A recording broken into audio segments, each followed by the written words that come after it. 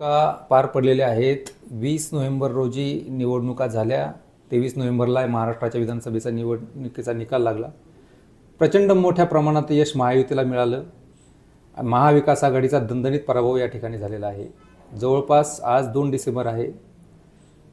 सत्ता स्थापन होताना दिसत नाही आहे. सरकार भाजपप्रणित महायुतीचे येणार हे माहीत असताना मुख्यमंत्री कोण होणार हे सुद्धा माहीत नाही आहे. त्यामुळं येणाऱ्या सरकारमध्ये मुख्यमंत्री कोण असेल भाजपचा आणि सरकार कसं असेल आणि महाराष्ट्रातल्या 288 मतदारसंघापैकी 222 शेवगाव पाथर्डी हा एक विधानसभेचा जो मतदारसंघ आहे तो फार मोठ्या प्रमाणात चर्चेत राहिला. काही लोकांनी आक्षेप घेतला की EVM-मध्ये छेडछाड केली जाते म्हणून महाविकास आघाडीचा पराभव झाला. असे अनेक काही कारणं आहेत. यावर बोलण्यासाठी शिक्षक नेते संजय फुंदे सर आपल्याबरोबर आहे. सर खूप खूप स्वागत आहे तुमचं. धन्यवाद. पहिला प्रश्न, सरकार स्थापन होत नाही आहे. 23 तारखेला निकाल लागला आहे. मुख्यमंत्री कोण होणार सस्पेन्स वाढलेला आहे. काय वाटतं? सरकार 5 तारखेला स्थापन होणार आहे. 5 तारखेला स्वतः पंतप्रधान नरेंद्र मोदी आपल्या या महाराष्ट्राच्या सरकार स्थापनेकरता इथं मुंबईमध्ये येणार आहेत आणि मुंबईला आझाद मैदानावर 5 तारखेला 5 वाजता शपथविधी पार पडणार आहे. आणि यामध्ये निश्चितच यापूर्वी बोलल्याप्रमाणे भाजपने जो चेहरा पुढं केला होता देवेंद्र फडणवीस यांच्यासारखा हुशार, अभ्यासू आणि कर्तृत्ववान त्याच माणसाला पुन्हा एकदा मुख्यमंत्रीपदाची निश्चितच धुरा सांभाळण्याकरता देतील अशी मला शाश्वती आहे. भारतीय जनता पक्षामध्ये देवेंद्र फडणवीस हे मुख्यमंत्री राहिलेले आहेत. शिंदे सरकारमध्ये त्यांनी उपमुख्यमंत्री म्हणून काम पाहिलेलं आहे.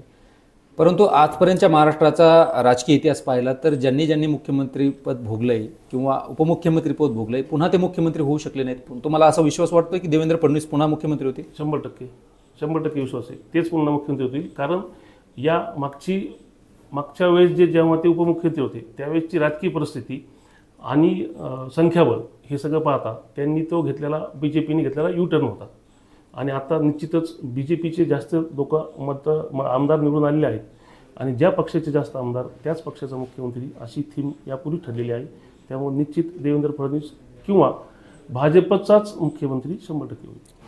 2019ला शिवसेना आणि भारतीय जनता पार्टी एकत्र लढली. म्हणजे आता जे काही गट पडलेले आहेत राष्ट्रवादीमध्ये 2 आणि शिवसेनेमध्ये 2, शिवसेना आणि भाजप ही नैसर्गिक युती होती. उद्धव ठाकरे जर बाजूला गेले नसते तर यापेक्षाही प्रचंड यश मिळालं असं काय वाटतं तुम्हाला? युती टिकली पाहिजे होती की नव्हती टिकायला? निश्चितच युती टिकायला पाहिजे होती. कारण त्या युतीची मुहूर्तमेढ ही स्वतः मुंडे साहेबांनीच रोवलेली होती. मुंडे साहेबांनीच महायुती ही थीम मुंडे साहेबांनीच आपल्या राज्याला आणली होती. यापूर्वी असं कुठल्याही नेत्याला वाटलं सुद्धा नव्हतं की बा महायुती असावी. सर्व पक्ष बहुजनांना एकत्र करून आपण एक युती करून हे जे काँग्रेसचं सरकार आहे उलथून टाकावं हे टाकण्याकरता निश्चितच 96 साली स्वतः मुंडे साहेबांनी पुढाकार घेऊन महाजन साहेबांनी त्यांना साथ देऊन या दोघांनी ठाकरे साहेबांना जवळ करून युतीची मुहूर्तमेढ रोवली होती.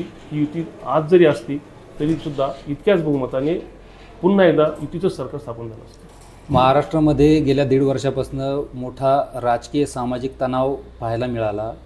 मराठा आरक्षणाचा मुद्दा, त्या पाठीमागं असलेली एक राजकीय शक्ती आणि पुन्हा OBCतूनच आरक्षण पाहिजे अशी जी मागणी केली गेली त्या मागणीला प्रचंड OBCने विरोध केला. लोकसभेला जो काही परिणाम त्या मराठा आरक्षणाचा भाजप पुरस्कृत केंद्र सरकारला फटका बसला तर विधानसभेला सगळ्या महाराष्ट्रातला OBC एकवटला. त्याचा परिणाम तुम्ही पाहताय. मग OBCचा मुख्यमंत्री व्हावा असे अनेक कार्यकर्ते मागणी करतात. तुम्हाला काय वाटतं? नाही, आता OBC म्हणून मला पण माझी पण आकांक्षा आहेच ना, महत्त्वाकांक्षा आहे किंवा OBCचाच एक चेहरा त्यांनी मुख्यमंत्री म्हणून द्यावा. परंतु शेवटी पक्षाचे ध्येय धोरणं असतात, पक्षाची काही पॉलिसी असते, त्याप्रमाणे पक्ष निर्णय घेईल. तुम्ही पाहिलं ना आता हरियाणाच्या निवडणुका झाल्या तिथं जाट समाजाचं प्रचंड मोठं आंदोलन झालं. मग जाट समाजाच्या आणि इतर OBCच्या जी काही राजकीय जी काही मतांची टक्केवारी होती ती फक्त 1% होती. परंतु OBCने तारल्यामुळं त्यांना OBCचा चेहरा तिथे पुढे करावा लागला. महाराष्ट्रामध्ये हे गणित होऊ शकत नाही. गणित होऊ शकतं निश्चित. आता उद्या 5 तारखेला काय निर्णय घेईल पक्ष हे काय सांगता येत नाही. परंतु प्रत्येक कार्यकर्त्याची अपेक्षा असते की माझा नेता मुख्यमंत्री व्हावा. तसं मला पण वाटतंय माझ्या OBCचा नेता जो कोणी असेल तो पक्षाने त्याला संधी द्यावी एकवीस तरी. शेवगाव पाथर्डी मतदारसंघाचं बोलूया. 4 वेळेस विधानसभा लढलेत प्रताप ढाकणे. यश मिळताना दिसत नाही आहे. काय कारणं असू शकतात त्यांच्या पराभवाची? आणि ह्या आपल्या पाथर्डी शेवगाव मतदारसंघामध्ये जातीय समीकरणामध्ये किंवा अजून वेगळ्या काही समीकरणामध्ये ढाकणे बसत नाही आहेत का? नाही, आता त्यांची कारणं त्यांनी शोधावं. त्याचा पक्ष म्हणून त्यांनी त्या पक्षाला विचारमंथनाची मिटिंग वगैरे लावून त्यांनी त्यांची कारणं शोधून राहावं. नाही, पण असं आहे ना की शरद पवारांच्या राष्ट्रवादी गटानं त्यांना तिकीट दिलं. यापूर्वी त्यांनी 2019ला त्याच राष्ट्रवादीकडनं निवडणूक लढवली. त्यापूर्वी त्यांनी 2 निवडणुका लढवल्या कमळावर. यश मिळत नाही. परंतु शेवगाव पाथर्डीमधला जातीय आणि सामाजिक जो समतोल आपण पाहतोय, तर या समतोलामध्ये ढाकणे कमी पडतात. कारण काय होतं की लोकसभेला इथे मराठा समाजाचा उमेदवार निवडून येतो, शरद पवार मानणारा तो वर्ग असतो, आणि शेवगाव पातळीमध्ये असं काय होतं की तेच मराठा समाज जो शरद पवारांना मानतो तो अचानक म्हणजे हे होतो, काय म्हणतो ते, कट्टर हिंदुत्ववादी होतं. मग हे ढाकणेंना काय कळत नाही? नाही असं आहे. आता प्रत्येक इलेक्शनला, प्रत्येक याला इलेक्शनच्या वेळेस मतदार हा वेगवेगळ्या थीमनी मतदान करत असतो. तो नेत्याकडे पाहतो, काही वेळेस राष्ट्रीय पातळीवर नेत्याकडे पाहतो, काही वेळेस स्थानिकचं पाहतो. त्या पद्धतीने मतदारांनी त्यांचा कौल दिलेला आहे. आता तो त्यांनी मान्य करायला पाहिजे की हा कौल मिळालेला आहे. यानंतर सुद्धा त्यांना संधी मिळू शकते, असं काहीच नाही. रोहित पवारांनी तर काल मोठी सभा घेतली इथं, प्रताप काकांनी पण सभा घेतली आणि त्यांनी तिथं EVMचा प्रतिमात्मक पुतळाही जाळला आहे. EVMमध्ये खरे छेडछाड होऊ शकते, काय वाटतं? नाही होऊ शकत EVM. ते हे जे महाविकास आघाडीचे सगळे महाराष्ट्रभर आंदोलन केले जातात त्याचं काय? नाही, काही EVMमध्ये बिलकुल छेडछाड होऊ शकत नाही. EVMमध्ये छेडछाड करण्याचं काही कारणच येत नाही आणि कोणीच करू शकत नाही.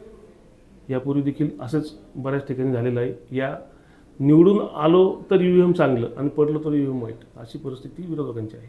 पण त्यांना अपयश पचवता येत नाही? 100% नाही पोचवता येत अपयश, असंच म्हणावं लागणार आपल्याला. शेवटचा प्रश्न सर, येणाऱ्या स्थानिक स्वराज्य संस्थेच्या निवडणूक आता जानेवारी-फेब्रुवारी होतील.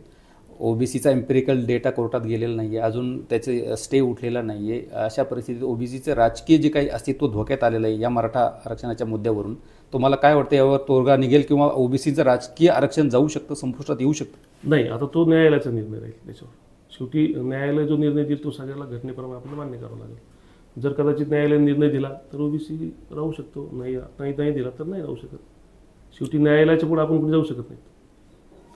हे पाहिलं आपण. या ठिकाणी महाराष्ट्राच्या सगळ्या राजकीय परिस्थितीवर संजय फुंदे सरांनी आपलं रोखठोक मत या ठिकाणी व्यक्त केलं आहे. महाराष्ट्रामध्ये येणाऱ्या 5 डिसेंबरला भारतीय जनता पक्ष प्रणित महायुतीचा शपथविधी पार पडणार आहे आझाद मैदानावर.